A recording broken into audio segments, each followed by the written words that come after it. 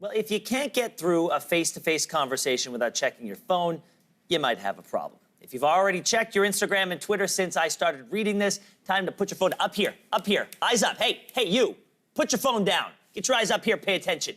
Today, we are looking at the impact of social media on our listening skills, and to help us, public speaking coach Lauren Ferraro. Lauren, thanks for being here. Good morning. Okay, so I was making a point there, but that's sometimes how I feel when I'm talking to people who all of a sudden just pick up their phones in the middle of a conversation and they're scrolling, and I can see what they're scrolling. They are just scrolling through people's pictures sometimes. Yeah. It's very offensive. So how are we losing the ability to communicate and to listen to each other? Because that's a one-way conversation. That's at a screen, and our relationships with the screen are affecting the relationship here. So we don't know how to receive what someone said. We don't know how to listen. We don't know how to ask a question based on what they're saying, because I am so used to a one-way conversation now. But I guess my question always is, why does this get priority over this? You're in front of a live person with whom you can engage, and yet we feel, and this can always wait. There's nothing time sensitive about that. You can always scroll back in a timeline. And so I'm curious, what's going on in our heads that we feel this is more urgent than this? One is habit. It's completely a habit where that is more exciting than this, because I talk to you every day. I've heard your stories before, but that allows us to lack empathy.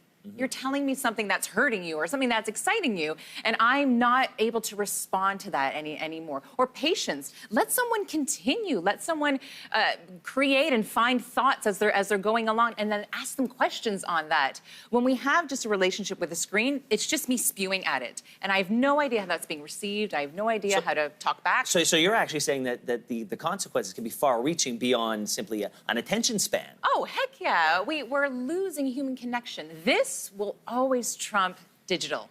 We'll always, I don't want to say Trump, but we'll always be better than this. You want to know how someone's feeling. You want eye contact. And it's not just smiling and nodding. Really try to, even if you have to, write down what they're saying in the moment so you can prompt questions for them, but just be present. Is this, a lot of people at home are watching and saying, this is a millennial problem. This is not my issue.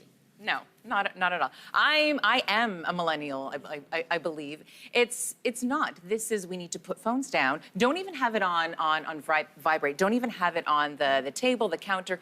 Put it away and get used to speaking with someone one-on-one. Start networking. Get used to banter again. You run into someone in the street, don't look at your phone.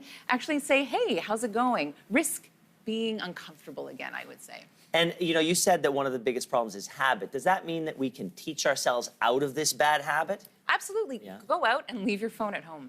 Oh, my goodness. Yeah. What I've done, and my wife and I have done at restaurants where we go out with friends, is we put our phones like this, and the moment the first person to check their phone has to pay for dinner. Pay the bill. Yeah. I love it. I want to say put it in your pocket, though. Yeah. Put it in your pocket. I want a free dinner.